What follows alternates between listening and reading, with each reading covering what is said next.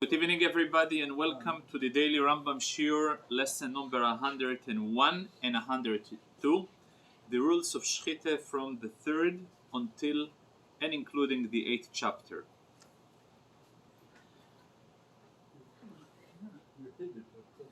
There is a story told about the 5th Lubavitcher Rebbe, where the institution of Shlichut really took off in his time, where he was sending his students, his emissaries, to different far-flung communities throughout Russia. And one of his students, he suggested him to take upon himself the post of a Shochet, to take care of Shechitah, slaughtering, and make sure that the cows, the birds, will be kosher for the community he's going to be a rabbi there. And the students expressed his concern, since he was very, very well versed in the rules, in the intricacies of Shechitah, and he says, I'm very afraid. I know so many things can go wrong, and I don't want to take upon myself the responsibility, the liability. And the Rebbe turns to him and he says, and who you would think I would appoint somebody who is not afraid? If a job is serious, you gotta be afraid. You gotta have the awareness of the responsibilities of all things that can go wrong. So today, indeed, the first topic of the first chapter is what are those primary 5 things can go wrong in the action of the Shechitah. Later on, we will see how many things can go wrong in the condition of the animal. But this is a different story. The first chapter deals with 5 things, and we're going to go according to the order. The first thing, typically always in life we say, especially amongst people who came from Arab countries, there is a popular expression: the rush is from the Satan, or kol akava letova, any delay for good. The idea, don't be in a rush, but that's not always the case. Sometimes, especially in the case of Shechitah, the first problem is called shehiyah. Literally translated means delay. As we have learned yesterday, in order to have a perfect slaughter, you must cut by a bird majority of 1 pipe, and by a animal the majority of the 2 pipes. So in case you took your time and you started with the esophagus, and you started to cut part of the esophagus, and then you waited a little bit. What is a little bit? Sufficient time that is equivalent to the time that takes to lift the animal, to place it and cut it, which theoretically can take about 15-20 seconds. If this was the amount that a delay took place to complete the slaughtering of one of the simonim, this disqualifies, in a case of an animal, it disqualifies the Shechitah, and the animal is indeed nevelo. However, by a bird, if, since we know that by a bird all what is required to slaughter the majority of 1 of those pipes, so when it comes to the pipe of the windpipe, which is called the kone, in such a case a person can delay, because until the kone is chopped more than 50%, and it can stay that way, and the animal is not going to be turning to a trifle. So for that reason, if a person was slaughtering until, not including 50% of the kone, and made a delay, as long as he wishes, and he continue the process later, the animal will still going to be kosher. Is that a condition that the animal shouldn't feel a pain? Of course, but we're talking over here after the fact. Ideally, as I've mentioned, in reality, I'm avoiding all possibilities of all those things that can go wrong. But in reality, we're talking after the fact. If a person went ahead and by a mistake, he was delaying the process. So in such case, I am first determining whether the object was a bird or an animal. B, where was this particular delay? In which one of the pipes? If it is in the digestive pipe, which is called the veshet, it is a problem in any case, whether it's a bird or whether it's an animal. If the issue of the delay was taking place in the windpipe, breathing pipe, which is the kone, so in a case of a bird, it's not a problem. In a case of an animal, it is a problem, given the fact that by an animal, what takes place is the slaughtering of the majority of the two of the pipes. The second problem that can go wrong in the process of Shechitah is the problem of halodo. The term, there is something which is called a weasel, huldo.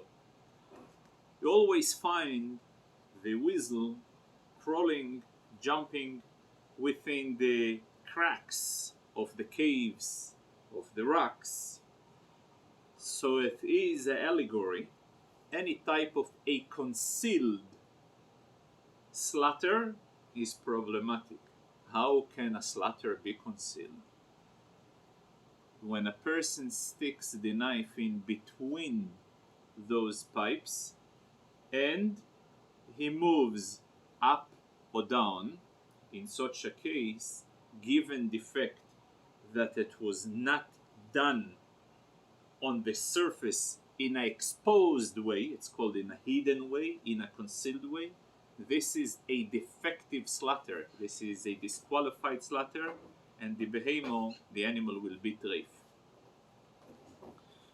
There is a concealed slaughter in the literal sense. A person covers the knife with a napkin, or a person, such a case, though it is concealed, it is considered to be sofek nevelo. It's not 100% nevelo. It is in a state of a safek, of a doubt nevelo. The third problem that can go wrong in the process of slaughter, it's called droso. In modern Hebrew, the idea of dores is a situation.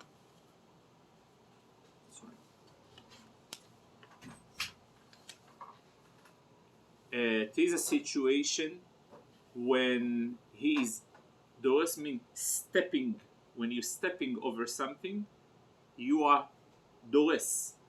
So what is the idea? The ideal way is to slaughter. And as we have learned yesterday, any slaughter involves huilocho and havoe, or sometimes even one of them, but the movement, the smooth movement of a knife towards one or two directions. If the movement was not really movement, it was pressing or chopping, any form of press or chop, since it is not considered a slaughter, it's not a smooth movement, this is disqualifies as well. So this is the third thing that disqualifies the process of Shechitah. The fourth thing, it's called hagromo. The idea of hagromo is comes from the term in Hebrew, make a conclusion. When you have a balance of two ideas and you're making a conclusion, so the conclusion outweighs the balance towards one direction. This is a borrowed term in our case, where an individual made the slaughter outside the territory of the boundaries of the permitted area of the windpipes or the digestive pipe. Any deviation from those boundaries, it's called haglomo, from the roots of conclusion, which is outside the territory. The fourth problem is called ikul. And what is the idea of ikul? When an individual basically uprooted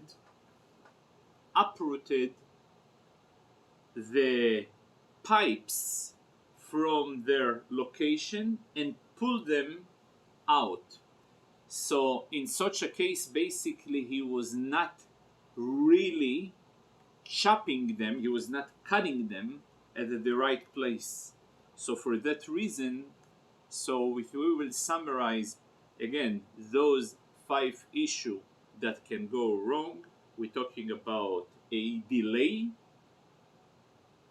we're talking about concealment, we're talking about pressing outside the territories, and uprooting those pipes. Those 5 things, they are the perfect problems that will turn the animal into a state of anevelo, and it is prohibited to go and eat it. As I've mentioned before, that outside the action of the slaughter itself, can other thing go wrong? If the condition of the animal is such that she is missing her thigh, and in the place of the thigh there is a hole, a clear hole, or she is torn from her back, those type of a condition, though she is alive, from halachic perspective, she is considered to be a nevelo, and therefore, even though he made a perfect slaughter, it's not going to be helpful, and the behemo is not kosher. Behemo is animal? The animal, correct. Thank you. Correct.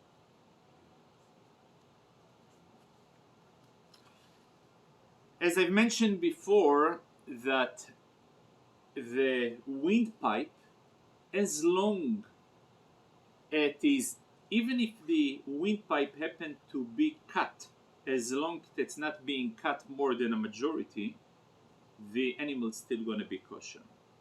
There is other issues that can have a hole, and the holes can generally have a certain measurement, how big they are still can be and will be tolerated as a kosher animal.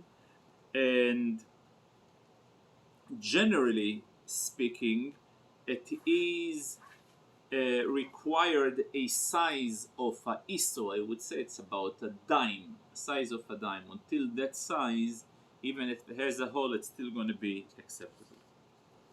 The second chapter of today's Rambam deals about the, what we called in Russia, characteristica. Yeah, characteristica, the qualification, the personal qualification of the Shochet himself. What type of qualification he needs to have? So first of all, he must be Jewish.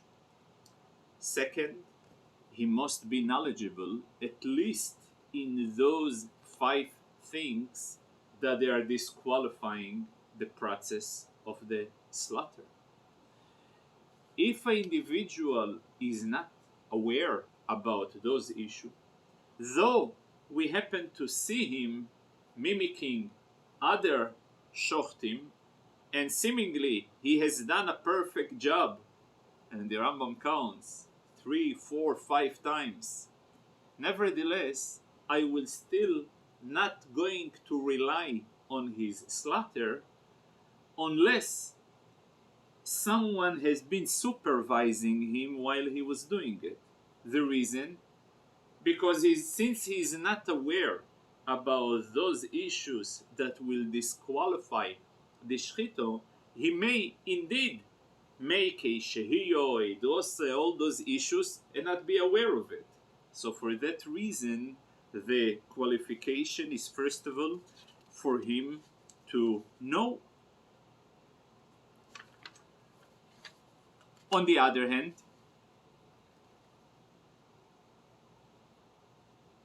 if he is called a mumche, a person has an expert. The idea of an expert that first of all he has the theoretical knowledge and he have displayed a proven record of ability to slaughter, so then he doesn't need to be supervised, although the practice today that he is showing his knife and he's being every now and then supervised, but on the theoretical level he doesn't need to be supervised. Further than this, the general assumption that those people who are in business of Shechitah, the assumption that they are mumchim. Riv metzuim etzel Shechitah mumchim. Majority of people who are in the business of slaughtering, they are expert and they are qualified, and for that reason, if a person found in his home a animal that is slaughtered, so the assumption that it is kosher, because since the majority of people who are in the business, they are expert. However, if he found a slaughtered animal on the street, then though the animal is slaughtered and seemingly slaughtered the way it should be slaughtered, the animal is not kosher, because the assumption, why was it found on the street? For a reason. What reason can it be? Because something wrong. So each and every case is being dealt separately. Then there is a person who is known to commit crimes. He is not observing the rules of Torah. So here it is a very interesting, what type of a individual is he? So let's say if he committed a crime that will disqualify him for kosher testimony. It's called the pasul le'edus midoraisa. In order to be disqualified for testimony, for witnesses from the Torah, it is enough to commit once a crime that is involved in a biblical violation, where for that reason, for witness, he is going to be disqualified as a witness. Yet, he will still be perfectly to go and continue to slaughter. And what is the reason? Very simple. The fact that he's committed one crime doesn't make him a person who is able to do something right, and he will go for an avail. The person, if he made a crime once, doesn't mean that he will always going to do a crime when he is able to do it without a crime. However, the knife must be checked by someone, because since he was already, if it was only disqualified for witness, he can shecht without any problem, as long as he's an expert in shechting. However, if a person is already addicted to do a crime as a habit, as a routine, it's called mumo. Mumo is a person who developed a habit to, and it is clearly he doesn't care to do a certain avail. So this person, it's okay for him to shecht. However, a expert must check his knife, given the fact that he became addicted to one of the averos. So the assumption that his care about the knife is not so precise. Then there is a few exceptions. If a person is a mumo, again, as I say, an addict, but I would say the literal translation of a mumo is a convert. But in this case, obviously he didn't went through a official process of conversion. In this case, it's a borrowed term that he became addicted to one type of an avero, for example, to violate Shabbos, to sell, to worship idols, or to deny the entire Torah. It's called min. Those particular exceptions, they are making him disqualified, and his shechitah, his slaughter, is exactly as a goy have slaughtered. If a non-Jew have slaughtered, though he may slaughter it perfectly, nevertheless, it will be still considered an avelo, as it is written in the Bible, that when you should not intermarry into the other faith, one of the reasons he will call you and he will give you from his slaughter. So the Torah, in the Bible itself, there is a restriction to go and benefit from a slaughter of non-Jew, though seemingly he went through the entire instruction, yet since the Torah itself prohibited, for that reason it is considered to be an avelo. And as I said before, even if a Jew happens to be a mumor le Shabbos, someone who is not keeping Shabbos, someone who is worshipping idols, someone who is denying the validity of Torah, so those individuals, their shechitah will be apostle, will be like an avelo. So the term mumo, translated as convert, means the person converts out of Judaism. Correct. Okay. Correct. Because typically a person who comes to Judaism called Gael. Yeah. Idea of mumo, the origins of the term mumo comes from the term tmura. Tmura, exchange. When you are in the korbanos, there is meimir behema bebehema. He is exchanging. So the term obviously evolved from a person who is exchanging or a faith or a behavior or commitment from one type of behavior to another. It's called mumo. But then there is, as I said, there is a mumo to an individual mitzvah. There is a mumo to a certain avero. There is a mumo to different types of mumoing.